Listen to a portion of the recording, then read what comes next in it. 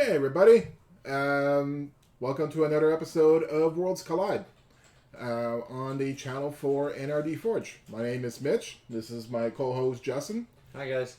and today's episode we're going to be talking about Doom Patrol. Doom doom doom doom doom doom doom doom doom doom. So yes, Doom Patrol, the old DC classic. This one's an oldie. Yeah. Goes Not way not as old as some of the things we've done recently, Wonder Woman, and Shazam, for example. Okay, yeah, okay, but still old enough. yeah, Yeah. old enough for sure. Well, this is a group. Yeah. I guess we're gonna do a group today, so Yes. a little change pace. This will be our first group actually that we've talked about. We've done events. We've done events, and we've done Spider-Verse, which is sort of a group, but again an event. Yes. Now Now it's just going to be a collection of characters. Yeah, so this is going to be a collection of characters, and we're going to kind of mix it up a bit, going from the comic book line of oldies to the television adaptation. Mm-hmm. So in the adaptation, they dulled it down a bit, I'd say. Not dulled it down, but they condensed it in terms of we don't see all the characters, do we? No, we don't.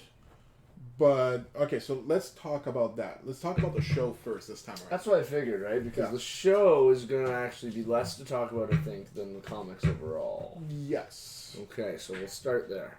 So what did you think of it? Because I know you just finished it. I did just finish it. So the final episode was hectic. They're back on Danny the Street, and overall, the series is kind of like ups and downs. You're kind of like, where the hell are they going with this? Yeah. I did like it though. I like how they brought it full circle, and they ended in finding the chief. Yeah. I think they could have left out that last episode though. Like the second last episode would have been a great last episode. You know what? I actually agree, and I actually thought that when I was watching it, I'm like, oh, okay, they did it. They beat him. Yeah. They beat him. Yeah. That's it. And then psych. Yeah. Psych. Well, even like they didn't really beat him. Like they did the reveal, right? They revealed that he blasted Chief, himself as Cyborg. Cyborg hadn't got there yet. Yeah. Right? But they revealed that, like in that episode, they revealed that wasn't really Cyborg. It was Mr. Nobody, because he was. It was all about it was all about trying to get Chief. The error of his ways, how he was actually the cause for everyone's dilemma, everyone's misgivings, everyone's mutations, powers, you know, mishaps. Yeah. He is responsible. He is the sole Architect of design that set in motion every event. Yeah. Which is pretty crazy. Yeah. Because the very first one was it Larry? No, the first one was Rita. Ah, Rita was the first one. It didn't say how he did hers though, did it? Did he explain how he orchestrated? Yeah, because it showed all the other ones except for her. Yeah, because in the last episode when they're doing the flashbacks, showing how he orchestrated all of them. Yeah, she was already. She had already changed. She had fallen in the water. So, would that be a good character to start with? Sure. Talk about Rita. Well, okay. Actually, I do have a lot to talk about Rita. Okay. So, here's some interesting fact about Rita. Well, not a lot, but I do have an interesting fact about Rita. Okay. The Incredibles. Yeah, so a lot of people have made a comparison to the Incredible to the Fantastic Four, right? Okay. Yeah, I see that. But Elastigirl in The Incredibles was actually based off of Rita Farr, Elasti-Girl from Doom Patrol. Because Rita Farr and in Incredibles, Helen Parr. I see what they did there. Yeah. Yeah. Okay. Yeah. Okay, so that's a neat little tidbit of information. Yeah. Now, in terms of Rita, tell us about Rita. That's not her real name. No, I don't recall what her real name is. Stage name. Yeah, and throughout the comics, just like that you saw in the show, she goes by Rita Farr. Right, and it was as a young child, I believe they showed in the show. Her parents are kind of in the dressing room and they're prepping her. All right, you ready? And she's like, yep, and she's going by Rita Farr, and they're like, all right, get your stage name ready, and then that's who she grew up always being. And then it was later in their whole reconciliation where they're all coming together as a team. Yeah. That she's kind of like, you know what? Fuck being this fake person. Yeah. I'm going to be me. Makes you wonder, right? Because, I mean, like, there's thousands of actors who use a stage name. Like, Nicolas Cage is not really his name. Really? Yeah, oh yeah. I did not know that. Yeah, and Charlie Sheen is not his real name.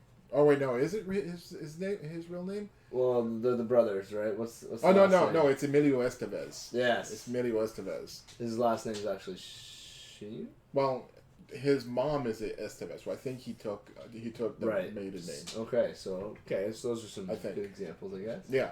Oh, I'm sure there's a ton. Oh yeah. Just can't think of any right now, but they'll come to us. Oh yeah, they'll come to us. Yeah, and well, wrestlers.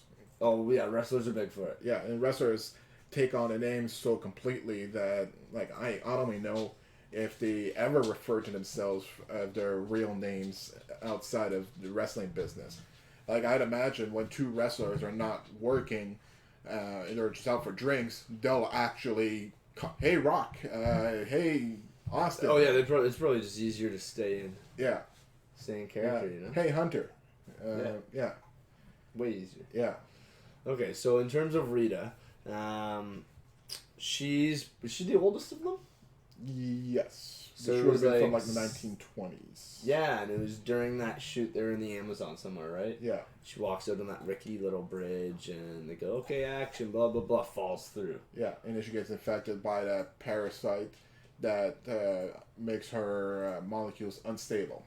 They never really explained what that was. Is that what it was? It was a parasite? I guess, yeah. Some kind of chemical or parasite. They never really explain what it is. Yeah, it looks like a little water sprite of some kind, like some kind of little fairy. Yeah. Whatever it was, it made her molecules unstable, and she has to maintain control and concentration to be able to maintain her form. Like just like the name that she takes on, Elastigirl, if she uses enough brain power, enough control, enough concentration, she could stretch her body. She's just like Mr. Fantastic or Elastigirl. She could use stretchy powers. Well, it's not just the concentration, because I found it a few times. It was when she got angry. Yeah. When she got upset, it's kind of like when emotions flare, the Elastigirl comes out. Now, her controlling it was not always good. No. Right? In the first few episodes, she's just this blob rolling monster thing. And it's like, what is this? And that's when she was, like, losing it. Like, at one point, doesn't she get stuck in the vents? She, like, steps on a grate, falls through the vent. She's like, I was in the furnace or something. Like, I was in the AC. Like, no one saved me. Yeah. So, yeah, she's an interesting character. Hey, you get out of here. Down. Lay down. Lay down. Dogs. Lay down. Cute but stupid. It's a good thing you're pretty.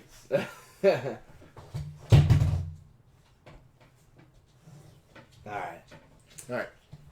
So, not much more to talk about her. She's a great actor. Yeah. The chick who plays Rita Farr, she's a great actor. She's one of my favorite characters of the show, to be honest with you. Oh, really? Yeah, I liked her quite a bit. Yeah, she did good. She was kind of the glue. Yeah, she was the moral center. She's the one who kept people going. She's the one who kept people motivated. Brought them back on track when they deviated and went off path. Yeah. Although she was always down on herself and always harping on her own misgivings, she was also able to bring other people back up. Yeah. Which is great. Yeah. Right? So, second one then was Larry. Mm-hmm. And that was Larry Trainer. Larry Trainer, Mr. Negative Man. Yes. Because he ran into the negative spirit on a... What was that, practice test for the Air Force? Yeah. They knew that this extraterrestrial being was on this course, and they mapped it out that they would collide. Yeah. So it was this new test run for this new plane that was going to reach some new speeds. They handpicked him to go be the test dummy to collide with this thing. Yeah. And when they collided, essentially, the spirit bonds with Larry. Which irradiates him. Yeah, so he becomes, like, just melted. Yeah. And then, obviously, they crash and burn. It keeps him alive, stands on up. Everyone's like, what the hell? And then, Well, that's why they have to keep him contained as well, because he exudes radiation. He leaks. He is radioactive. No, they don't really explain that in the show. How does he affect other people being around them? Is that why he's constantly covered in the bandages? That's why he's constantly covered in bandages. The bandages are cured and tempered to protect people from the radiation. I understand.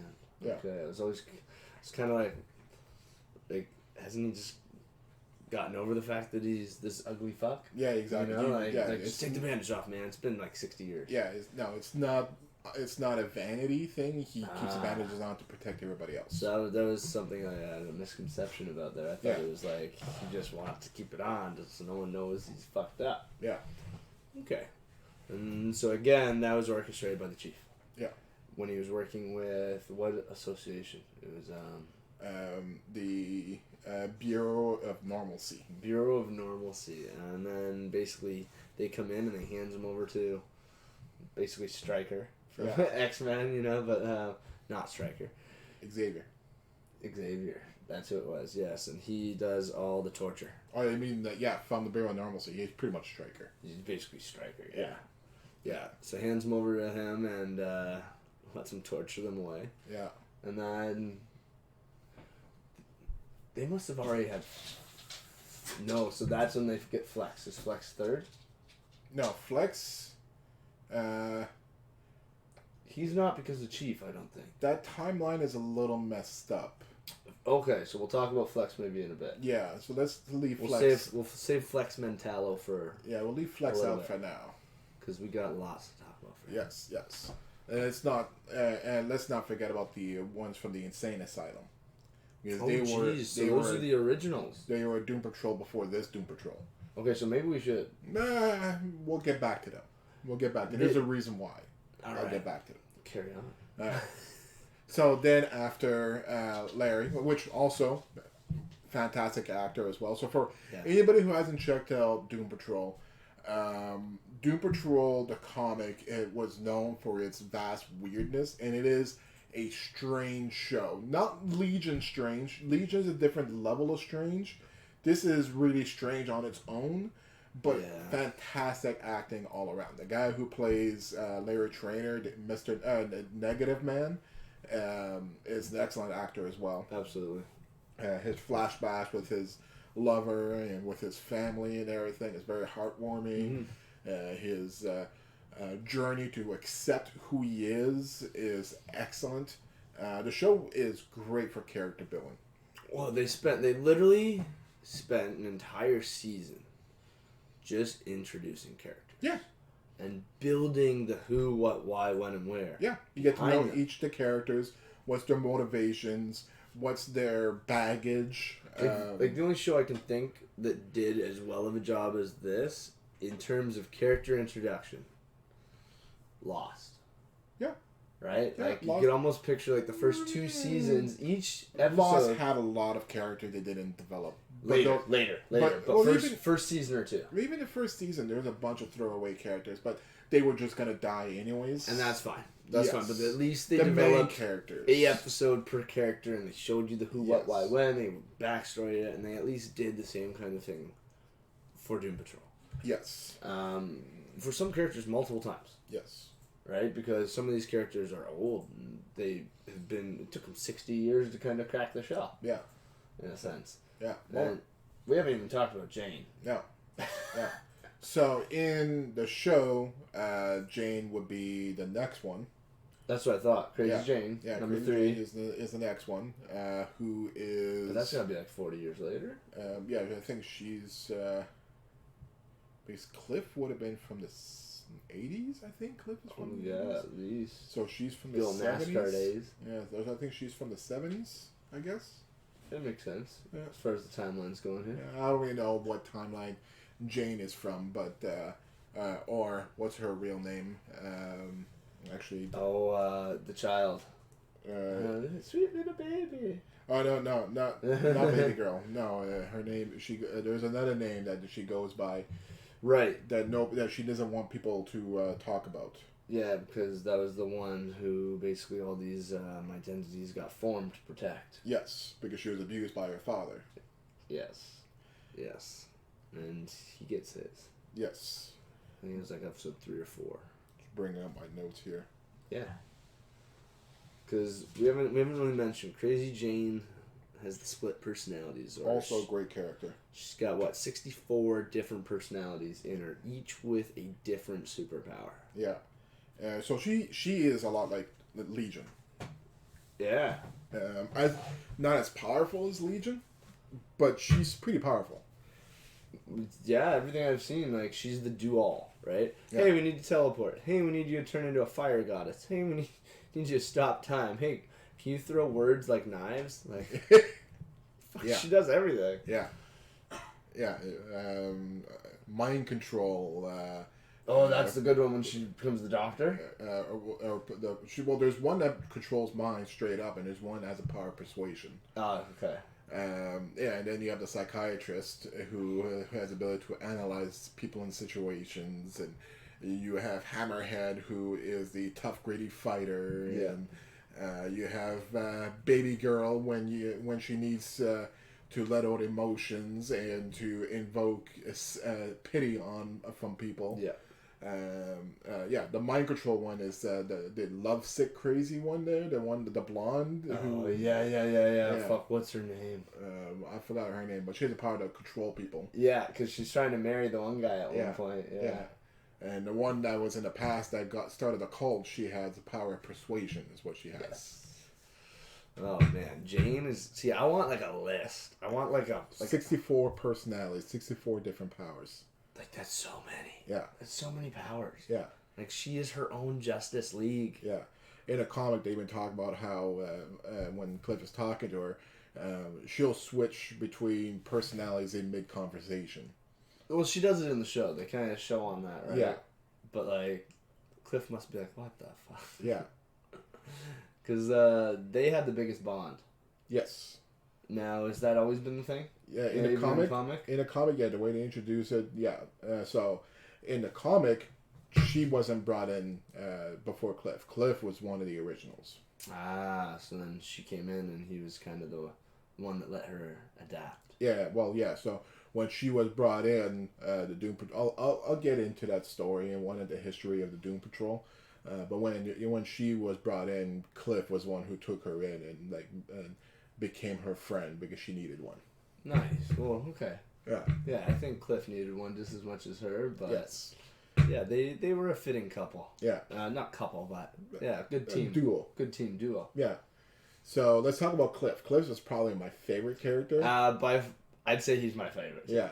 And it's Brandon Fraser. I'm a big fan of Brandon Fraser. So he's a little old, a little washed out now, but this is like a comeback for him. This is really good. Yeah. This is a good callback to his days when, like, I've always believed that Brandon Fraser was a good actor. Like, if anybody has not seen School Ties, watch School Ties. It's an excellent movie starring Brandon Fraser. It has Matt Damon in it. It has blanking on who else. There's a few really good actors. I don't know if I've seen that. To be honest. No, it's really good. I have to watch that. Brandon Fraser plays this Jew who's in this. Oh, I have seen it. No, you're lying. Yeah, I've seen that one. Yeah, okay. That one was really good and very emotional, very powerful. Really good. Yeah. Fantastic acting. He's on the swim team in that, isn't he? Yeah. Okay, I remember that one. Fantastic acting from Brandon Fraser. So once again, this is a nice reminder to everybody that yes, Brandon Fraser has had some really bad movies. Encino Man.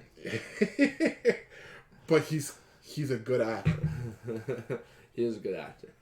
And Dudley Do-Right, and he was good in George of the Jungle, but it is George of the Jungle. Yeah. Like how good can you be? Yeah, right? The Mummies were good for what they were. They were. The third one was kind of like, man. Well, no. But the first one was good for what first it was. One was great. Second one was still good. Yeah. Scorpion King. Yeah. And then they did. There's a fourth actually, I think. Well, there's a movie all about the Scorpion King. Oh, with The Rock. Yeah.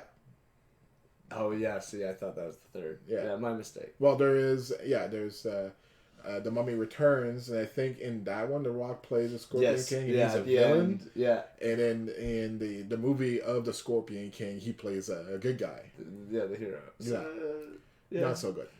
Convoluting storyline, but But back to Doom. Yeah. So Brendan Fraser in this, excellent. And he plays Robot Man. Yes, he plays Robot Man. Cliff Steele, the ex-race car driver who got disembodied in a tragic accident. The only thing they were able to keep was his mind. His brain. Yeah. Yeah. They were able to strap him into a robot suit and a cyborg. Fully robot. Full robot suit. Yeah. Okay. So, he's 90% of the time he's angry, but you understand why he's angry, frustrated. Zero dexterity. Yeah. Zero sensation. Yeah. Zero smell. Yeah. Right? Taste. In the comic, there's this one section where Cliff is talking, and I think that it's fantastic, talking about how when you hear about somebody who loses a limb, they have phantom pains because they remember having that arm or that leg. Well, that's what Cliff feels like for his entire body. Like, all he has is his memories. His memories of tastes and smells and the feelings. And so when you really think about that, that's why Cliff is so miserable. That's why he's so angry all the time, is because he doesn't feel anything. He remembers the feelings, but he doesn't feel anymore. Nothing's new. No. Right? It's just everything is just memories. This is life, and all I get to do is see. Like, he's just literally watching. Forever. Yeah. Like essentially an animal in the zoo. Yeah. Or the fish behind the tank, Yeah. That's rough. Yeah. Because I think we actually see that at one point in the show. He snaps. Yes. It was when they go to do... was it the cult? The place where they buy and sell superpowers? I'm trying to remember now. Yes. Well, there's the one time where Jane goes in trying to sell superpowers, and the other ones are trying to get hooked up. Oh, yes. Yes. And then they end up, being like, fuck it, let's blow this joint. Yeah.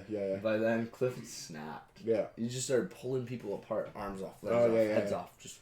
Well, there's that, but I like more of when he finds out about, like, his daughter's still alive, and his best friend adopted her, and he that was the episode that Admiral Whiskers was up in his brain, chewing wires and making him go nuts. Yeah. So many episodes. Yeah. So many good ones. Yeah. Like, there's only how many episodes were in the season? Maybe 15? No, 13, 14, 15 in total, because I remember at the end of 13, Mr. Nobody's being like, it took 13 episodes to get to this freaking point that we can now finally start the show. Yeah, let's talk about him. Mr. Nobody. Mr. Nobody. One of the best villains. And starring... They got a great actor for it, Alan Tudyk. I'm a big fan of Alan Tudyk. Yeah. Been a fan of Alan Tudyk since A Knight's Tale. Oh, fuck, he was good in that movie. I love A Knight's Tale. Every goddamn actor in that movie, fucking amazing. Yeah. Between him and the poet... Paul Bettany. Vision? Yeah, exactly. Yeah. Yeah. Fucking, they crushed it. Yeah, and Heath Ledger. And then they got the other guy, fucking Baratheon. Yeah. Right? Yeah. And then he was also excellent in Firefly, the pilot. I'm a Leaf on the Wind. He was in that, wasn't he? Yes, he was. Yeah, you're a big fan of that. I still haven't finished Firefly. You should watch it. I fail. It's only like 6 episodes. I know. That's why I fail. Yeah. So Mr. Nobody's great. A weekly installment of Alan Tudyk, sign me up. It's kind of like when I found out about True Detectives, a weekly installment of Woody Harrelson and John Goodman. Sign me up. I'm sold.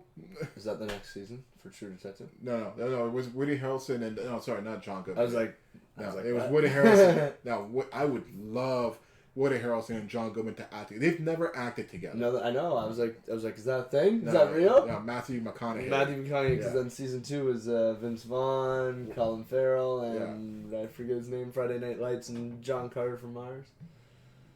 Yeah. Yeah, I forget his name. I couldn't finish it.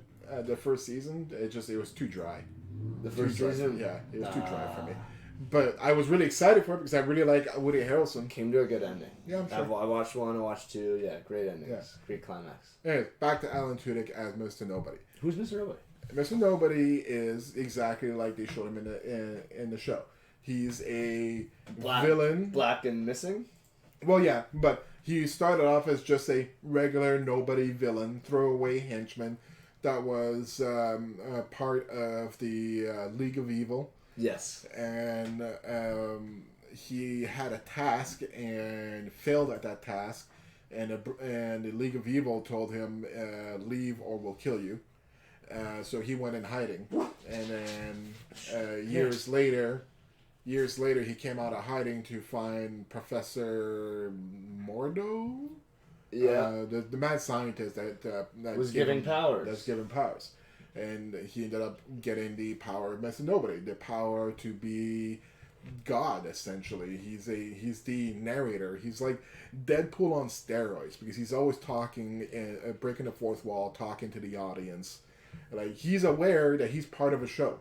It's like he's floating above the scene. Yeah.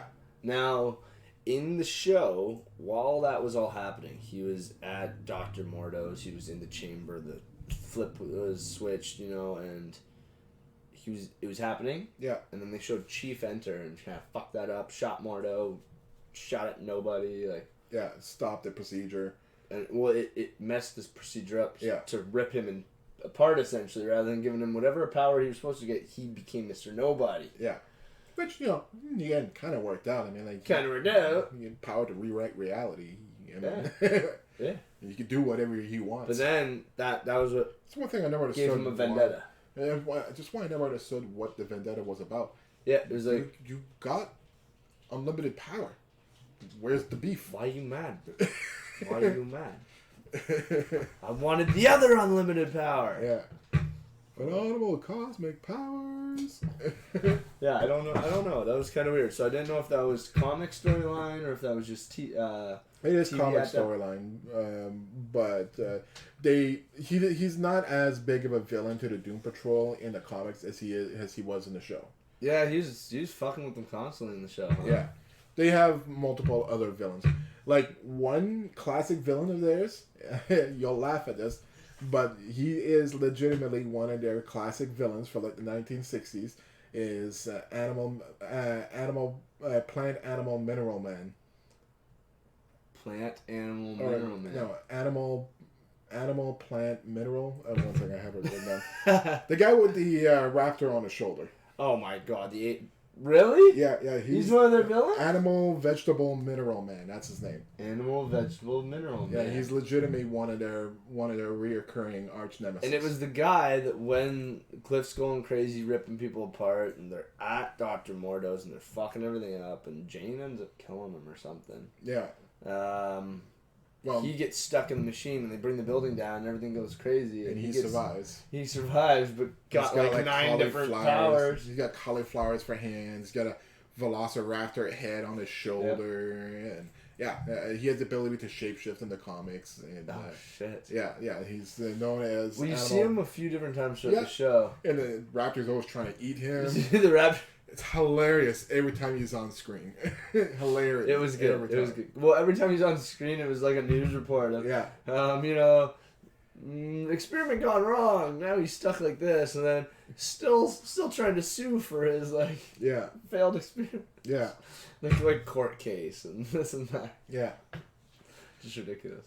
But yeah, he was excellent.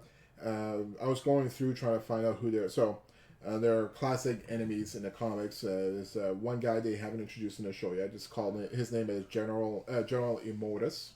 General Immortus. Okay. Yeah, he's just this looks like this Nazi soldier who's looking for immortality. They have a big Nazi theme. Yes, because I guess it was around that era, huh? Well, no, they came out in 1963. But that was just the most recent guy to point a finger at. Yeah. And then the Brotherhood of Evil. The Brotherhood of Evil, even though... in a large part, the Doom Patrol has been a contained universe. They're a part of DC, then became DC Vertigo, then became part of DC again. So they've been kind of a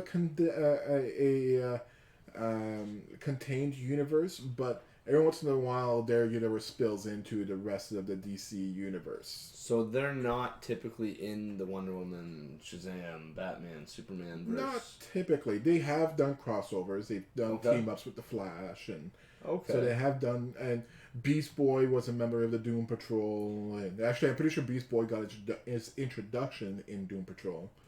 Cyborg really had nothing to do with Doom Patrol, but he was in the show. So I guess we'll talk about him next, actually, continuing with the show. So Cyborg was good. Probably one of the best representation of Cyborg out of the Teen Titans cartoon. Yeah. He was pretty good. It took a little bit for me to get to like him. He wasn't very likable at first. He was not likable. Was it the actor or was it the character? I think it's both. I think it was a little bit of both, too. Yeah. But he grew on me. I started to like him. He still seems like a bit of a juvenile Cyborg. Yeah. Like, I wish he would have been maybe a little older or a little more mature. Yeah. Or, like, just a little more serious. Well, he was serious. He was serious. He was serious, but condescending. Yeah, he was just like an angry outlash teen. Yeah. I wish it was less of that, more of like, you know, I gotta do something with my life now. Yeah. Rewatching the episode of Titans with Doom Patrol. First of all, Niles Caulder, Chief, different actor. It's not... absolutely, yeah. And... they got a younger guy. Yeah. And Negative Man was much more lively in the Titans episode. I honestly don't remember that episode very much, other than he's trying to take Beast Boy's blood, blah, blah, blah. He doesn't let him, turns into the tiger, bites him, I think. No. So, in that episode, Raven is with Beast Boy. Yes. And Niles tries to experiment on her, and she ends up losing her shit, and attacks Niles and re-breaks his back. Oh, nice. Yeah. But Negative Man, Larry Trainer, he was... like, in the show, he's... Not that he's dull and unemotional, he's but gloomy though. He's depressed. Is gloomy. He's very, very freaking depressed. Yeah, he's got baggage. But in the episode of Titans, he's much more lively. He's much more upbeat. Like, he's the one that, like, his introduction in the Titans episode, he's in the kitchen cooking supper, listening to AC/DC. Now, you gotta remember, though, in the Titans timeline, that's gonna be more recent than the Doom Patrol timeline that just ended. I suppose so. Right? But there's no Jane, and there's no Cyborg. Well, Cyborg's not supposed to be there. Yeah. And Jane kind of comes and goes. Yeah. She kind of does her own thing sometimes. Yeah. Right? So, I think, for the sake of that, that's gotta be a more recent timeline. Possibly. And then, how would Niles have not had a broken back? Yeah, because Niles fixed his back, and then he got it rebroken. Right, so that's what I mean. How would he have fixed his back? I'm not too sure. Okay. All they said is, in the episodes, Chief just fixed his back, and now he's going to walk into your bullshit. And then at the end of the episode, they say, now that the Chief broke his back again. Shit. Yeah. Well, for this, yeah. I'd say it's gotta be a newer timeline, and then, fuck, you don't need Cyborg. No. Like, isn't he supposed to get a standalone in some way? I don't know. Are they gonna do a movie? Well, they're doing a movie, but that's completely unrelated with a different actor. Well, I didn't know if they're gonna use the character that they had in the Justice League. Yeah, I'm pretty sure they're doing the Justice League Cyborg, not this Cyborg. See, that was another thing. It's like, I always pictured Cyborg being a bigger guy. Yeah. This Cyborg, he was tiny. Yeah. He could be. I mean, sleek, more geared towards athleticism. He's supposed to be like a... Well, he's supposed to be like a football player, like a pro football player. He's supposed to be a wide receiver, though. He's not a halfback. He's not true. He's not a halfback or a defensive end. You figured even in college ball, they got to be at least 6 foot. Yeah, but they're not supposed to be bulky. You're supposed to be. No, but like Cyborg was a shrimp. Yeah. Yeah, shrimpy guy. Yeah, they've had shorter wide receivers before. Absolutely, it's happened. But yeah. I want Cyborg to be big. Yeah. So we covered Jane, Mr. Nobody, and Mr. Nobody's power we said was altering reality, essentially, right? Yeah.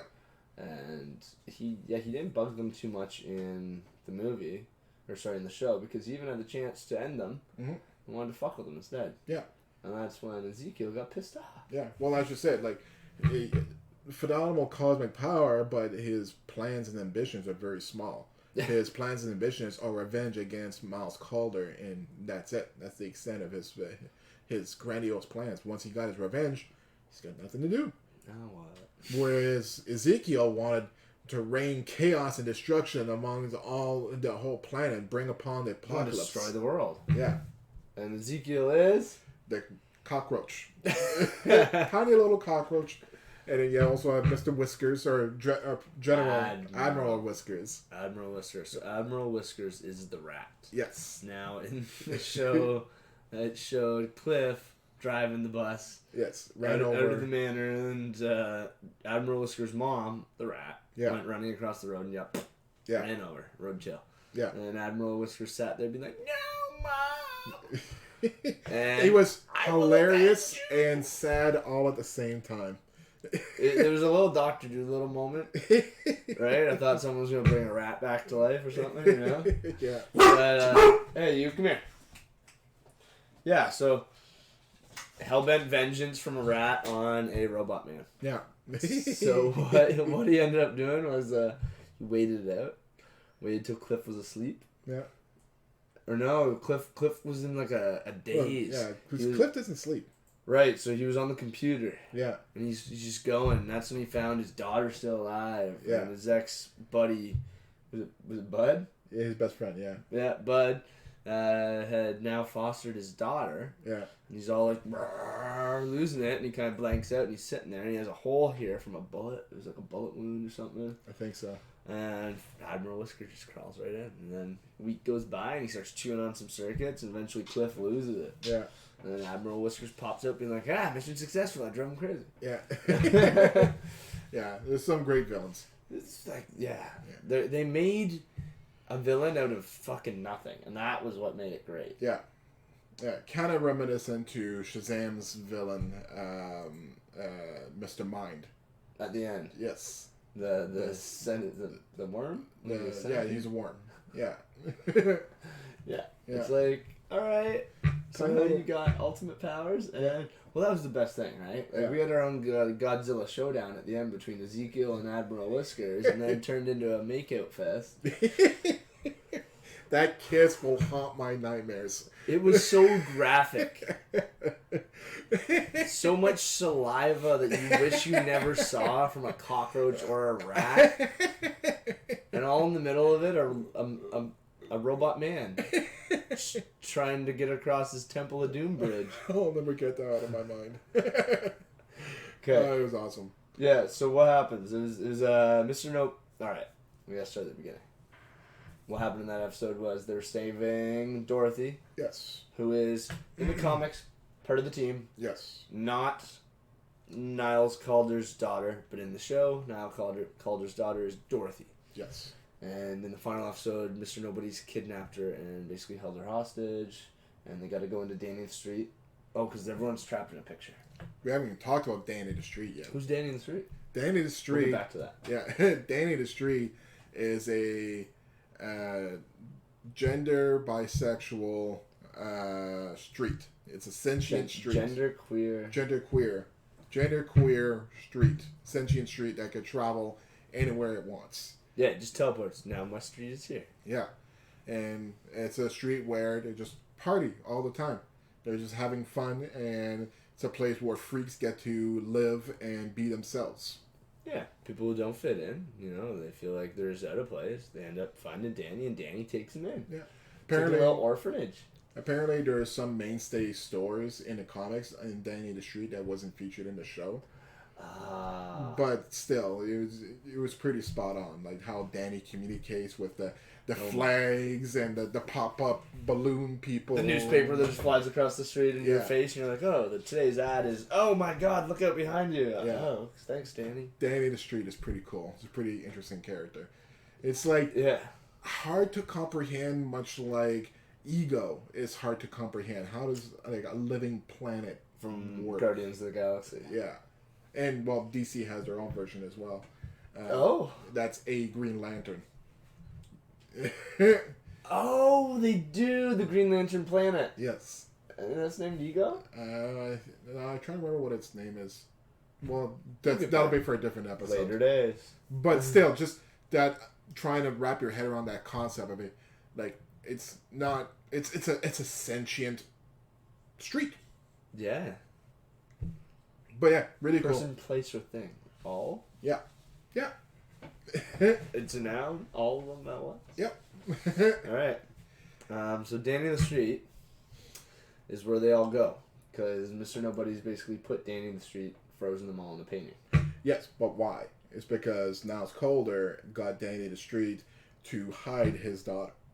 Because his daughter was really powerful. Right. And that was one of the big secrets. Because earlier, in Niles' hunt for immortality. Yes. At one point he's what? In the northern Canada. Yeah, northern Canada. Yeah.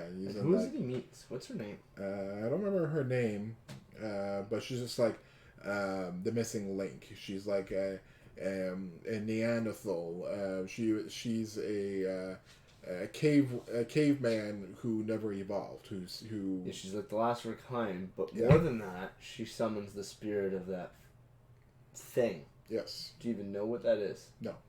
Not a clue. So basically, it looks like an owl beast. Yes. With antlers. Yes.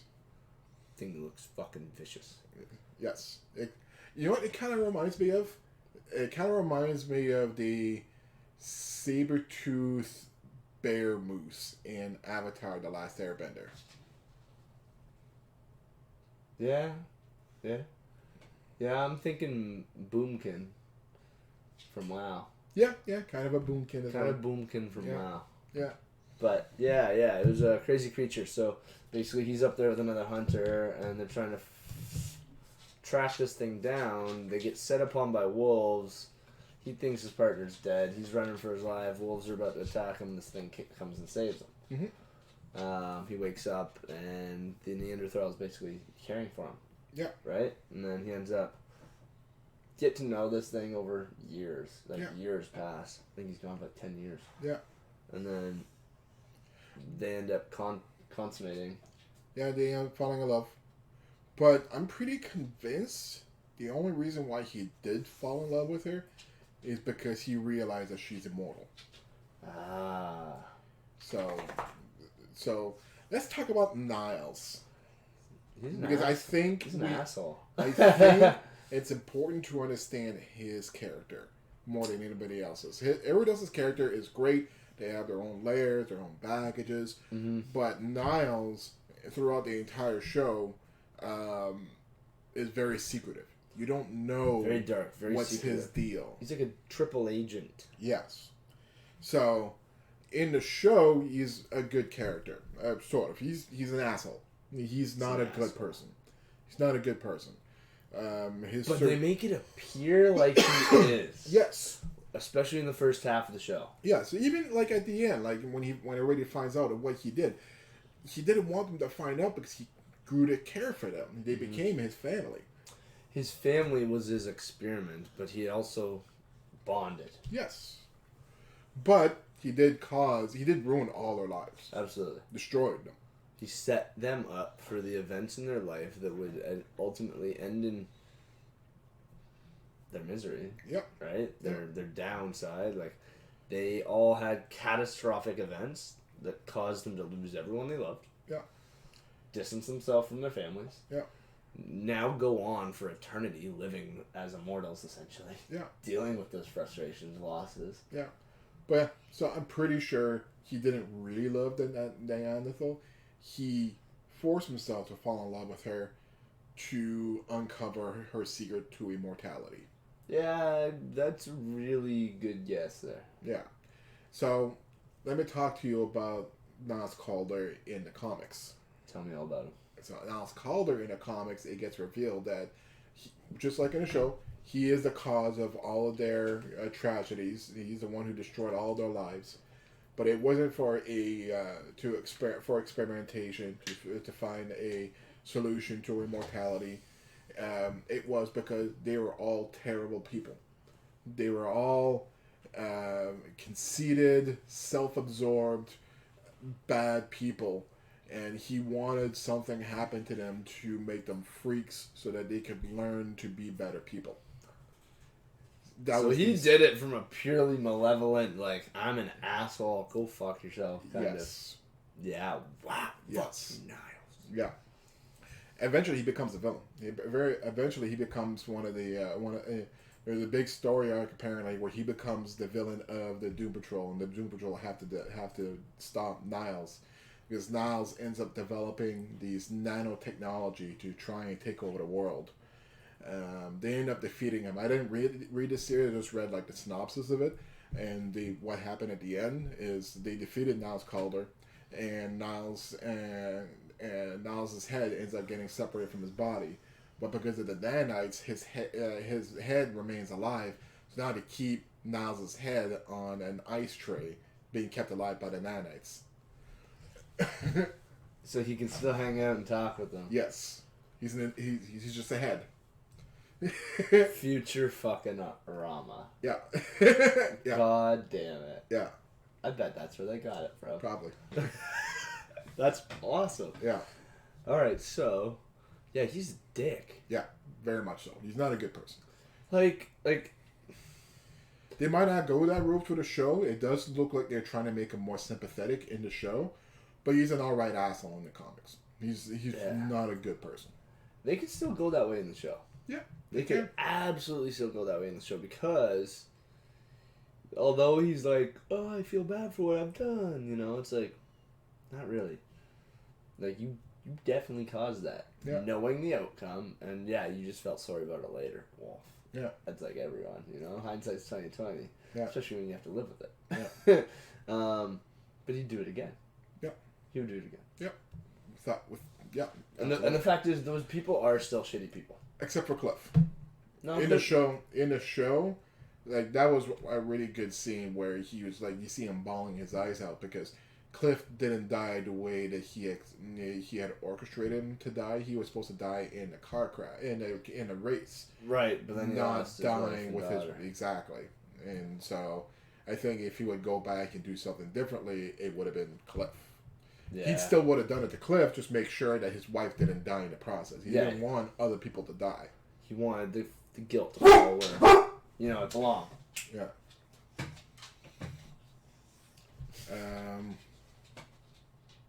So you want to know a little bit some facts about the Doom Patrol comics?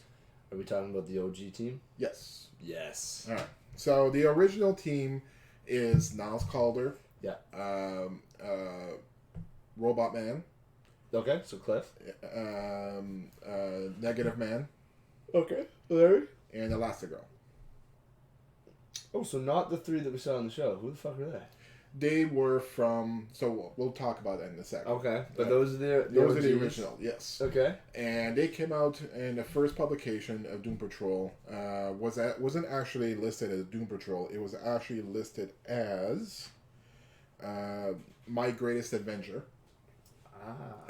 Started in 1963 and then was rebranded as Doom Patrol in 1964. Okay. They are essentially the X-Men. It's a group of people, misfits from society that have powers that makes them outcast from society. They are being led by a wise old man in a wheelchair. Yeah, it's the X-Men. Yeah. They came out... Scott, Logan, and Jean, right? No, the original X-Men was Cyclops, Jean Grey, Beast, and Iceman. Oh, okay. So yeah, those are the and Xavier. Yeah. So that was the original X-Men.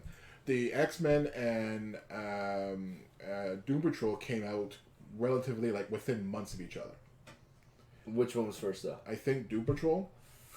But so the creator of Doom Patrol was under the assumption, the theory that Stan Lee stole the idea of Doom Patrol for the X-Men. Years later, he admitted that that's probably not the case. It's just they're both too great. They're similar. Yeah.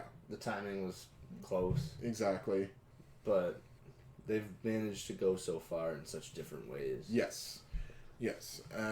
Now, at the beginning of this book here, there's a great excerpt from one of the authors, and he's talking about what makes the Doom Patrol different to everybody, all the other superheroes. He's talking about how when he was a kid, he would put on a red blanket and pretend to be Superman flying around, or spin his arms really, really fast to make tornadoes to take down a tree like the Flash, or dash from tree to tree wearing a suit and tie pretending to be James Bond. So all these superheroes and these adventurers, kids could aspire to be. They let their imaginations be and want to be these characters. This was who you don't want to be. You don't want to, like, how do you pretend to be the Doom Patrol? How do you pretend to be Mr. Negative, where the Negative Man? Get in a car accident. Well, you get hit by lightning. Like you have to let your spirit inside your body go about and fight crime, and your body goes limp as a noodle while he's doing that. I think I'm doing it. Yeah. I think I'm doing it. Yeah. Or Elastigirl, who has to maintain self-control at all times to maintain her form, and has like disembodied, like has deformed ankles and arms and whatnot. Or Cliff, he's a brain inside of a robot. How do you pretend to be that? They're not relatable in a way that you want to be these characters, but they're realistic because, like, the Doom Patrol, they look at society and they're envious of society because they had that life. They want to be normal like the rest of that life. They lost it. And that's something that everybody can relate to. We've all looked outside and be envious of what other people have. It's true. So that's what makes Doom Patrol kind of relatable. Yeah, because they're not the guys winning. They're not in the spotlight. They're not the ones who are viewed as the hero. They're not Superman. They're not Batman. They're not Spider-Man. They're not Thor or Iron Man. They're not glamorous. No. They get the job done, but at a cost. Yes. Right? Whereas everyone else is like, yeah, I got the job done. I saved the day. Yes. We got the job done, but we kind of caused this other problem in the meantime. Yes.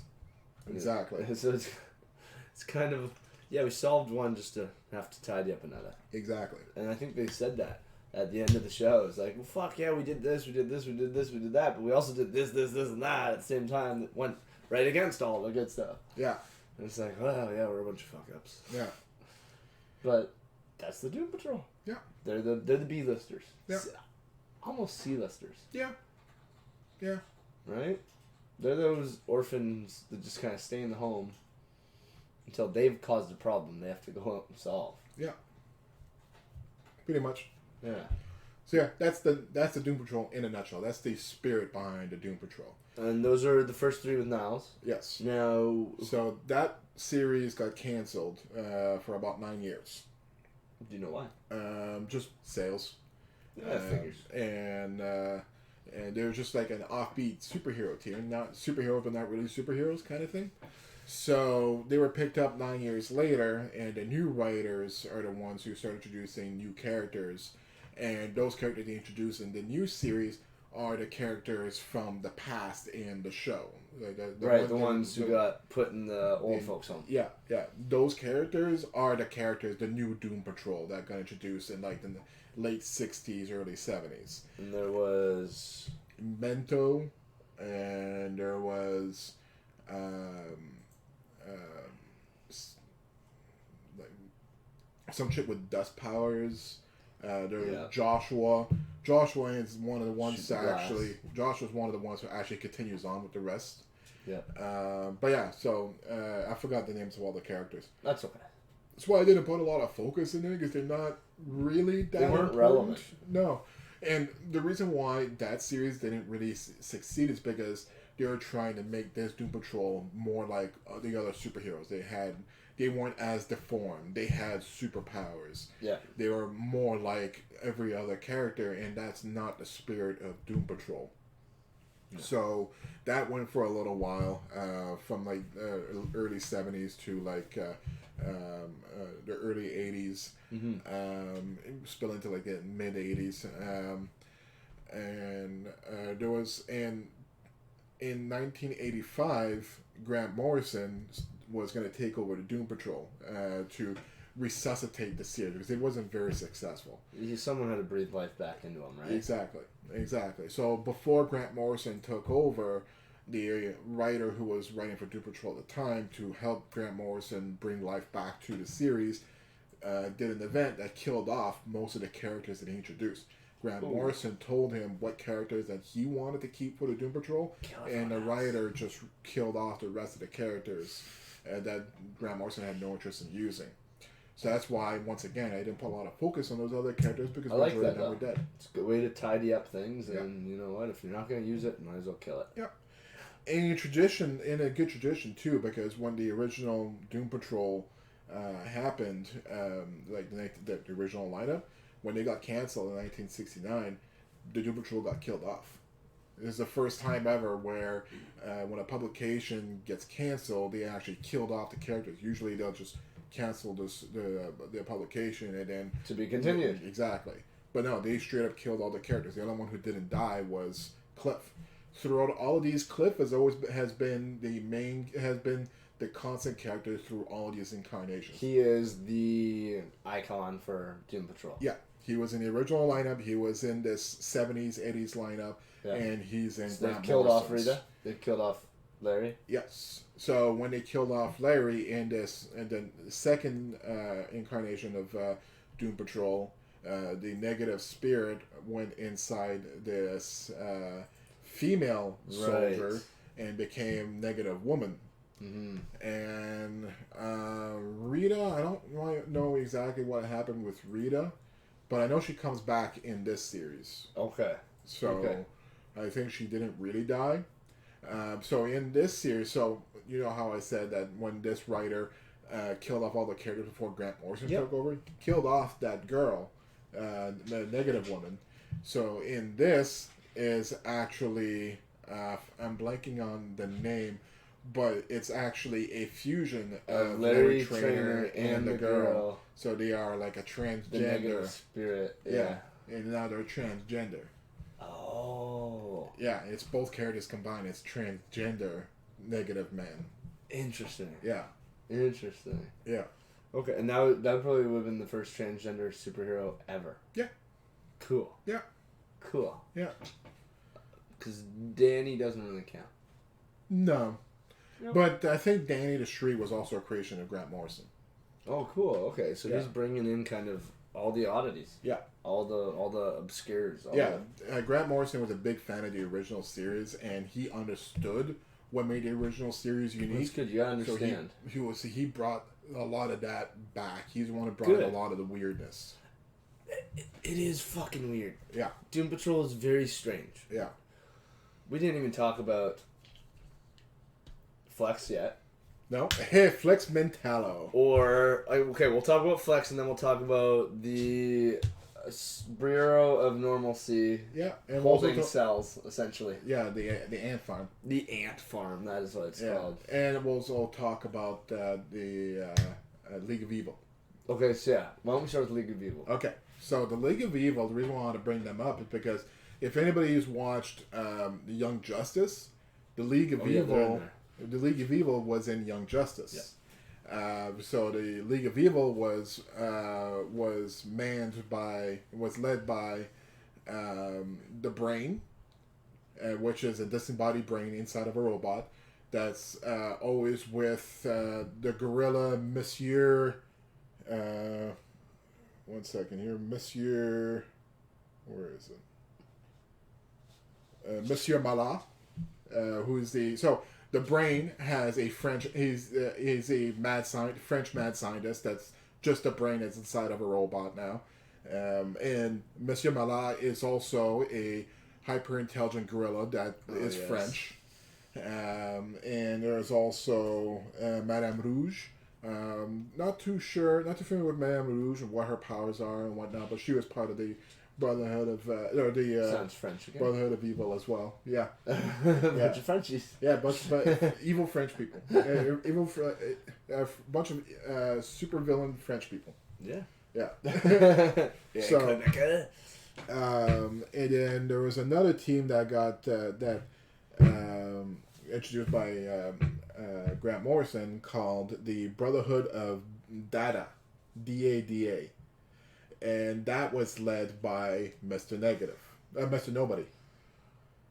Okay. Yeah, and in the Brotherhood of Dada, they had Sleepwalk.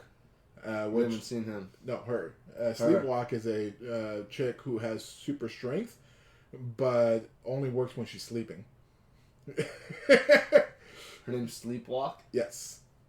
Yeah, so she needs to be sleeping. Like, before a fight, she prepares herself by swallowing a bunch of sleeping pills and listens to Barry Manilow.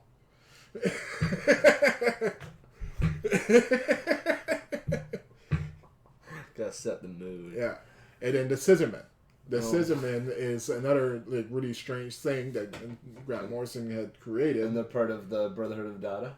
No, there's something different. I just listed Scissorman there, but I don't think they're part of the They're one of the Doom Patrol's major villains. Well, in this, one of the first story arc that Grant Morrison wrote has the Scissorman in there. Okay, and tell us about the Scissorman. Scissorman is this. So there's this guy who writes this book that is a reality paradox. The way he writes it makes it so that his story comes to life. And these Scissormen are from that book, that story. And the Scissormen are these red and black people with giant scissors for hands. And whenever they cut somebody, they're cutting them out of this reality. Not so the Doom Patrol's reality. They cut them out of reality, and they end up getting pasted into the book's reality. Cut, paste. Yeah. Yeah. So, yeah. Whole bunch of weirdness. Okay. Now, let's talk about the ant farm. Okay. So, the ant farm is a prison holding cell for superpowered individuals. Yeah. Now, good or bad, they don't really discriminate. No, it doesn't matter because it's the Bureau of Normalcy. Yeah. The Bureau of Normalcy are there to apprehend and study. It's like Men in Black. Yes, but with nefarious purposes. Yeah, oh, yes. Yeah. Because they capture them, they torture them, they experiment on them for the purpose of weaponizing them. Yeah. How do we use them? Yeah. How do we put you into war? Yeah. And that's where Flex Metallo came in. Well, that's where Larry was first. Yes, Larry was part of. It was part of the Immortus experiment. Yes. Right. Well, the Immortus experiment is Niles Caulder's experimentation, and that's why Larry was there. Yes. Or Larry was there with the other person on the Bureau of Normalcy, until he was done with him. Then he became released to Niles. Yes. So while he was there being tortured, studied, etc., etc., etc., that's when they made Flex. Yes. And so, who's Flex? So Flex Mentallo, here, let me change this here. Flex Mentallo is a superhero that existed in a comic book inside the world of the Doom Patrol comics. He was written and created by this boy with his magical pen that whatever he wrote or drew came to life. I need to get that pen. Yeah. And you're better at drawing. So, Flex Mentallo, his power is he flexes any number of his muscles in his body and can rewrite reality. Every muscle has a different effect on reality. You just got to make sure he's flexing the right one. That's right. That's right. We saw what happens when he flexes the wrong one. Yes, we do. That was fantastic.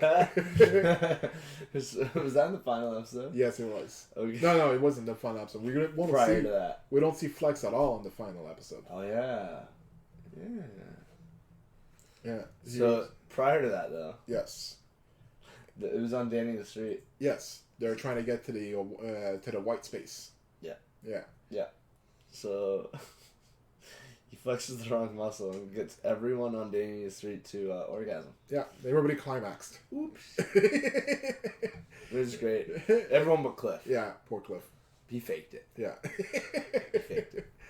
And in the comics, every time flexes to use his muscles to do powers, an aura appears above him. This aura that everybody can see, and it just says the hero of the beach. Because he looks like a beefed up beach body dude. Yeah, like... with his leopard print Speedo, and that's all he wears is this leopard print Speedo. If Baywatch was the Hulk. Yeah. Yeah. Now the dude they got to play Flex Mentallo, guy is a specimen, man. That guy he's jacked. He's pretty jacked, yeah. He's a good actor too, yeah, huh? Yeah, he was great. Yeah, he was probably one of my favorite characters. Yeah. Definitely one of my favorite characters of the show, the charisma. Yeah. Right? He did well. Yeah. Because what they do is they knock him out, they bring him in, and they say, okay, now you're working for the U.S. government. Yeah. And he's like, well, fuck you guys, I'm Flex Mentallo, I'm out of here. And then they're like, alright, see how long you keep that up. So day after day they go back, alright, you ready to play ball? You ready to play ball? Nope, fuck you. Nope, fuck you. Nope, fuck you. Every time they left the room, he'd flex a muscle, just enough to rip the wall open to speak to Larry. And really, he's not speaking to Larry. He didn't like Larry. He liked the spirit. Yeah. He's like, all right, Sparky, we're going to get the fuck out of here. Yeah, he was actually able to communicate with the negative spirit. Where Larry can't. No. And that was one of the things we haven't touched on. Yeah. So Larry is basically the vessel to the negative spirit. Yes. But they don't communicate. They can only communicate through dreams, essentially. Yeah. And feeling. Mm-hmm. And sometimes they'll leave each other notes. Yeah, so it's like, boom, negative spirit leaves Larry. Larry goes limp, passes out. Negative spirit might jot down, a sticky, leave it on the mirror. Yeah. So zaps back into Larry, and he's like, go buy eggs. Yeah. Yeah. Oh, shit, you ate them all? Now, by the end of the season, and in the comic as well, they start practicing existing at the same time, where the spirit That was awesome. Yeah.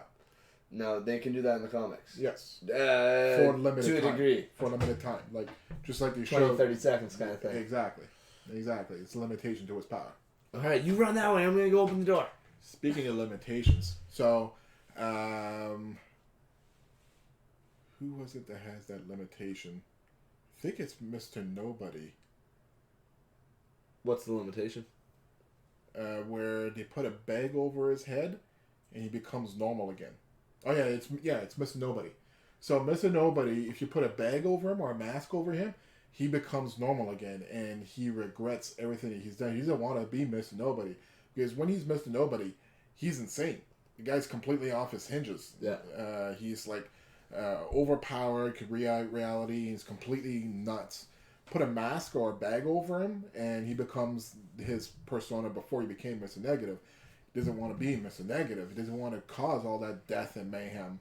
But as soon as somebody takes out that mask, he's Mr. Nobody again, and you fuck the other persona.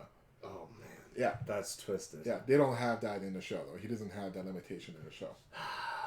That might just be hard to write into a show. Yeah, but I bet we're gonna see it in season 2. Also, in the comics, that's the only way he could revert back and forth between Mr. Negative and his Mr. Nobody and his original form. Yeah. But in the show, he could go back and forth anytime he wants. He kind of will it. Yeah, but in the comics, he can't. The only time he's his original form is put a mask over his head, a bag over his head. Okay. So that's a little bit of a different thing. Yeah, so in the comics, he's not as all-powerful as he is in the show. Okay. Now, Flex, so every time you try to tear that wall open, you'd be talking to the spirit, and their game plan was to break out. Yes. They're like, all right, we'll work together.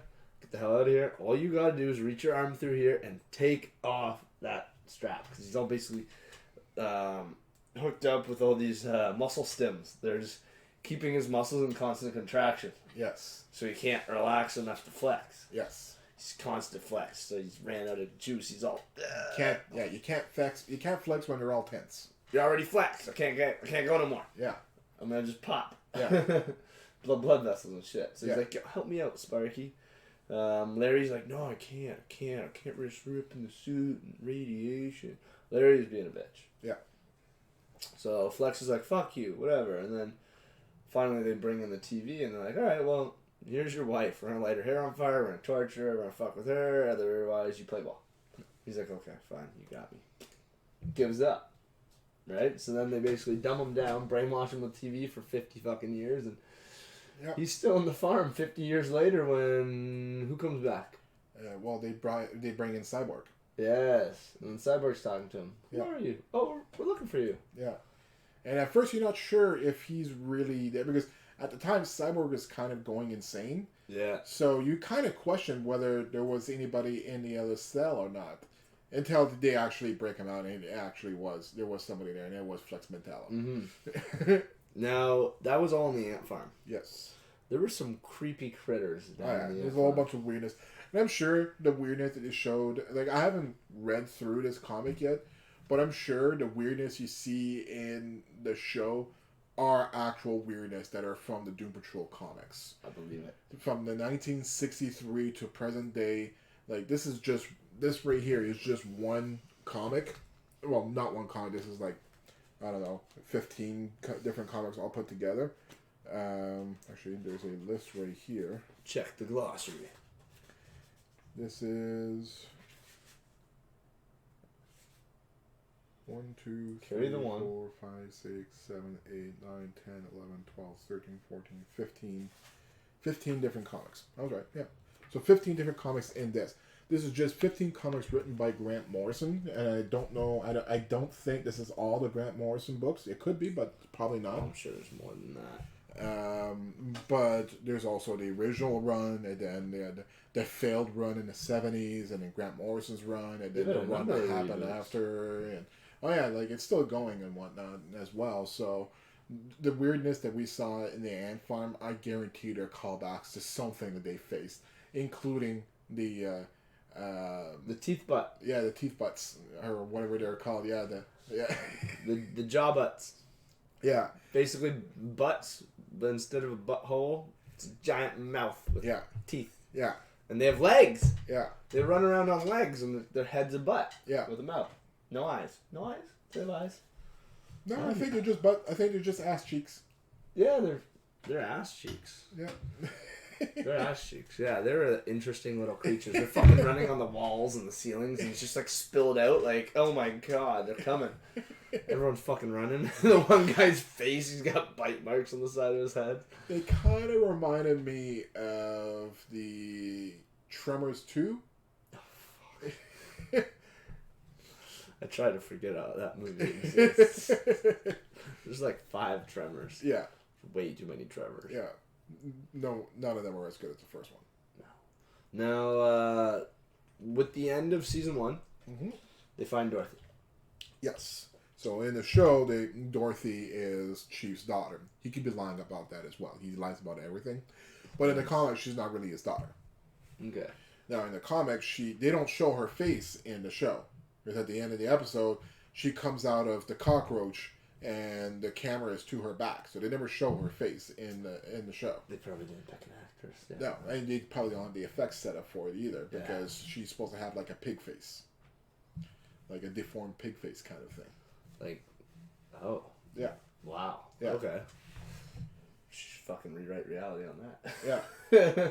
But, she can't really rewrite reality on herself. Her power is just simply the ability to bring imaginary creatures to life.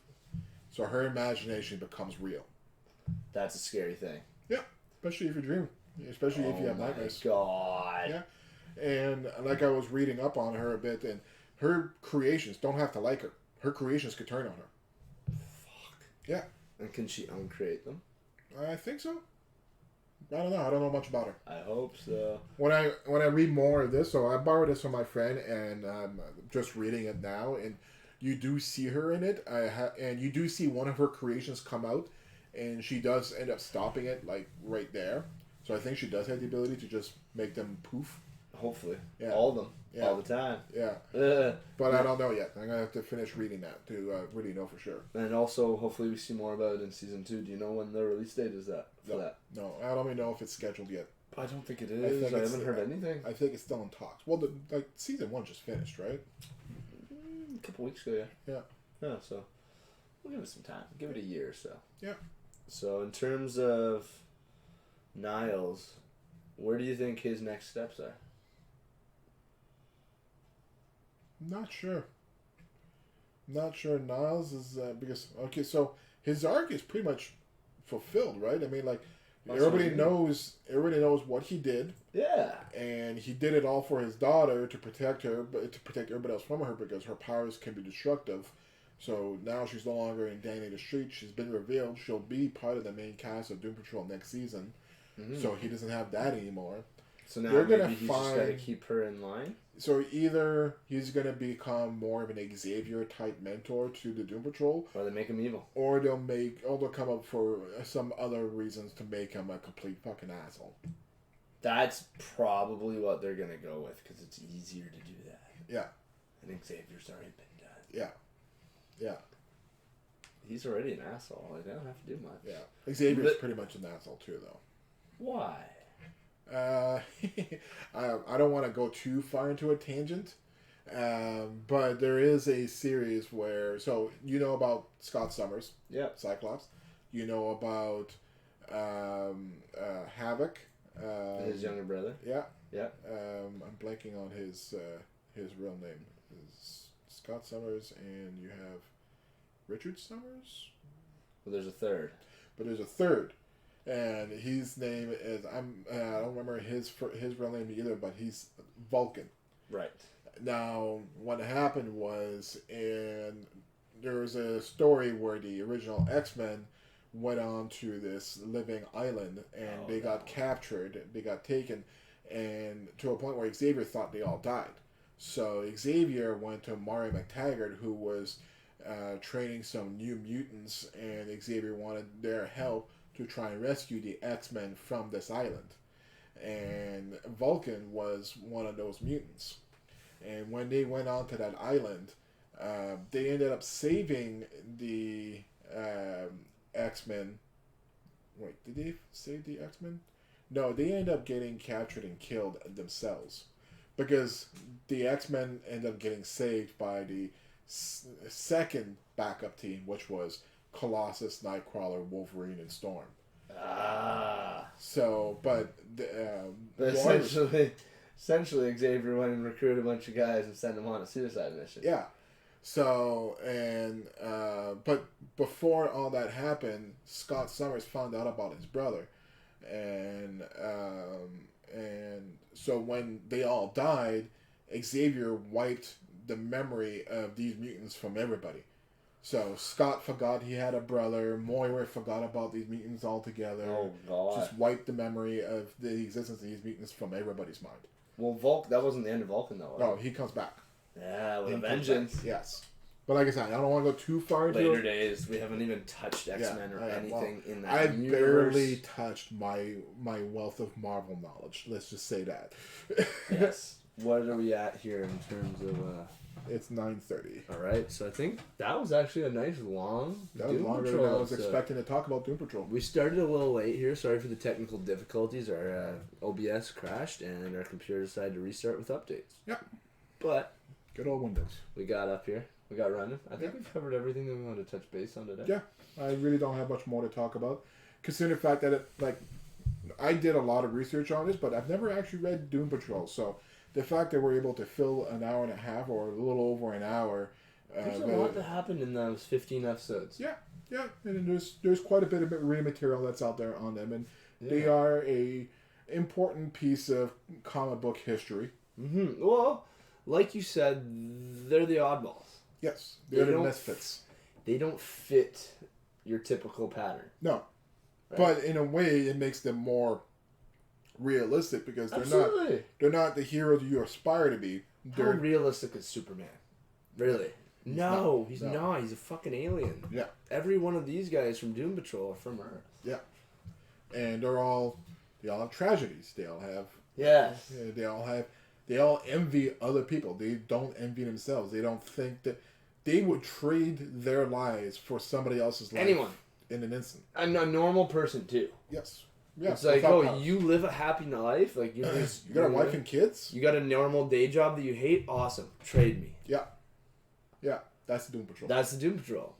But that's why they're great. Yeah. I actually do like them. Yeah. I didn't even know who the hell they were until Titans aired. Yeah. And we saw them meet the Doom Patrol. And even after that, I'm like, what the fuck were those guys? Yeah. Right? Like, I had never seen or heard of any of them. They'd just been wiped from all history.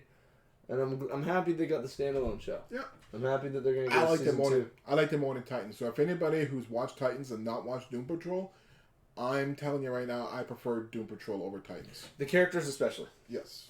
For what Titans may grow into and be, I may prefer that in future seasons. But I'd say as a first season, Titans is good. But Doom Patrol was... The acting was tight. Unreal, yeah. Acting was tight. Everything was well done. Yeah. It was like HBO show quality. Yeah. I don't know, but yeah. It definitely could have been aired on HBO. You know what I mean? Yeah. Yeah. So, we'll give it to Doom Patrol. So, thank you to our viewers and our fans, our audience here, for picking this as our topic for the week. Yeah. What does that leave us? I guess we better cover Aquaman and Phoenix just to get them out of the way. Yeah, I did say I wanted to talk about them, but Far From Home is July 2nd. It is coming soon here. And I do want to talk about Mysterio before Far From Home. Let's put that into vote. Do you guys want us to talk about Mysterio before Far From Home or wait until after Far From Home? Here's the pro and con. Here's the trade-off. If we go before, you get to know Mysterio prior to the big screen getting their hands on twisting it. You get to see maybe some Easter eggs they might throw into the movie that you might not know to expect in the movie. Yeah. Or you could look at it as big spoilers. Some of the things that we'll talk about in an episode of Mysterio might spoil things in Far From Home that you would not have expected. Yeah, we might tell you things about Mysterio that you didn't know and you may not want to know until you see it firsthand. Yeah. So I want to put that up to vote. Mysterio before or after Far From Home? Yay or nay? Right. So we're going to do Mysterio regardless. Yes. It's just, do we do it next week? Mm-hmm. Or we do it in 3? Well, if we wait till the movie comes out, we probably better give them a month. That way we're not really spoiling. Yeah. So, yeah. Vote is next week or a month or so from now. Yeah. So if it's not Mysterio next week, then we'll do Aquaman or Phoenix. Cool. All right, guys. You've heard it. Send us your feedback. Reply on Instagram, on Twitch, on anything that you got your hands on. We'll see it. We'll tally the votes, and we'll get you a response probably by Friday as what's going to happen next Saturday. If there's anyone that you guys really want to hear about, also please let us know, and we'll find a way to get into our schedule for future weeks to come. There'll be a bit of a transition in the coming weeks as we change our studio location here, hopefully for bigger and better places here. Mm-hmm. So bear with us. We will be airing every week still during the transition. And you'll be back next week. I don't think we'll have you out for a little bit now. No, yeah, I'm good. Okay, awesome. So, be prepared. Save for any sickness. Yeah.